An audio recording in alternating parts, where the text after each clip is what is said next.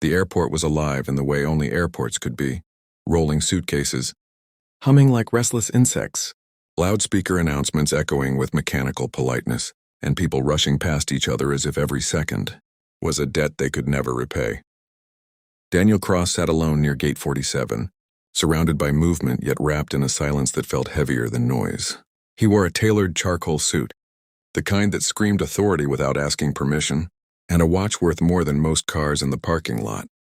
To everyone else, he was just another executive waiting for a flight. To the world, he was the CEO of one of the largest tech empires on the planet.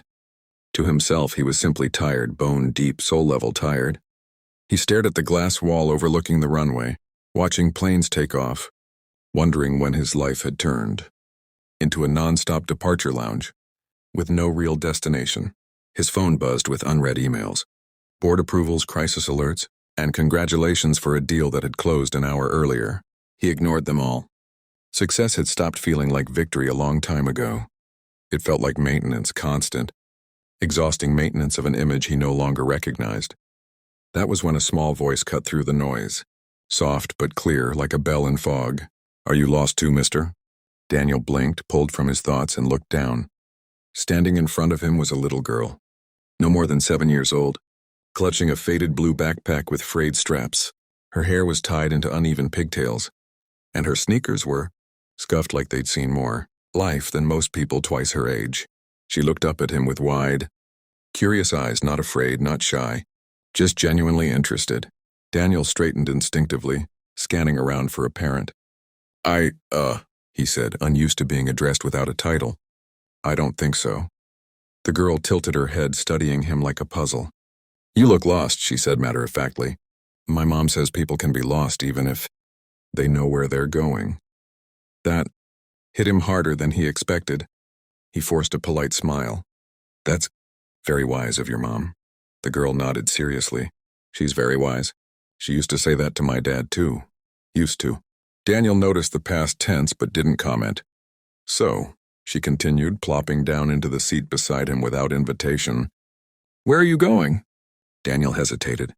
No one ever asked him that like it mattered. "New York," he said finally. "Work." She wrinkled her nose. "Work doesn't sound like a place." He almost laughed. Almost.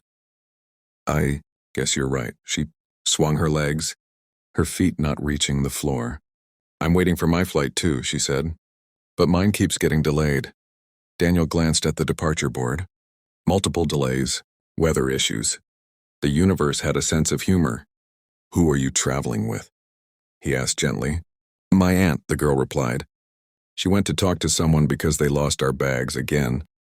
She sighed, dramatically, then looked back at him. "What's your name, mister?" "Daniel," he said after a pause. He wasn't sure why he felt the need to add. "And yours?" "Lily," she said proudly. "Like the flower." She reached into her backpack and pulled out a crumpled drawing. "See?" It was a child's sketch of a lily, colored with care and too much purple. Something warm stirred in his chest, an emotion he hadn't named in years. "That's beautiful," he said honestly. Lily beamed. "Thanks. My dad taught me how to draw flowers before he went away." Again, that past tense. Daniel swallowed. "I'm sorry." She shrugged, but her shoulders dipped just a little. "It's okay. Mom says people don't really leave if you remember them." Silence settled between them. Not awkward, comfortable. Daniel realized something unsettling. This was the longest real conversation he'd had in months that wasn't about money, strategy, or control. Lily studied his face. "You're very sad," she said suddenly. No accusation, just observation. Daniel let out a slow breath. "What makes you think that?" "Your eyes," she replied. "They look like my mom's did after my dad stopped coming home." The words landed like a quiet explosion. Daniel looked away, blinking. How did a child see so much when adults saw nothing at all?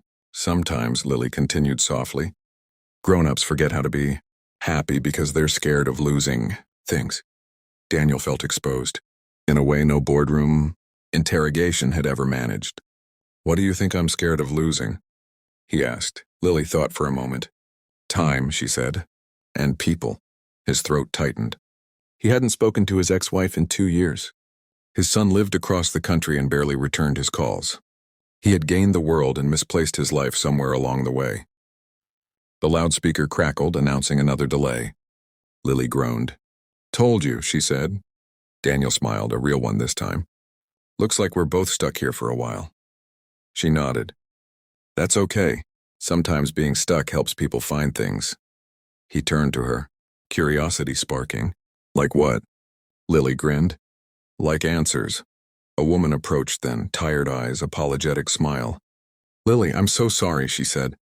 "They found one bag, but—" She stopped when she saw Daniel, instantly stiffening at his polished appearance. "I hope she didn't bother you." Daniel shook his head. "Not at all. She was wonderful company." Lily hopped up. "Aunt May, this is Daniel." "He's lost." Daniel chuckled softly. Aunt May raised an eyebrow. "Are you?" Daniel thought of the penthouse apartment waiting in New York. The meetings, the applause, the emptiness. He looked at Lily, then back at the runway. "Yes," he said quietly. "I think I am." Lily smiled like she'd been right all along. "That's okay," she said. "Now you know." As they prepared to leave, Lily turned back. "Hey, Daniel? Yes? When you find what you're looking for, don't forget to keep it." She waved and disappeared into the crowd, leaving Daniel, sitting there stunned, heart pounding. For the first time in years, he didn't reach for his phone. He sat still, letting the moment breathe. Somewhere between a delayed flight and a child's honesty, something inside him had cracked open, and he didn't know it yet. But that question had just changed the direction of his entire life. If this story is touching your heart, don't forget to subscribe to the channel, because sometimes the smallest voices tell the biggest stories.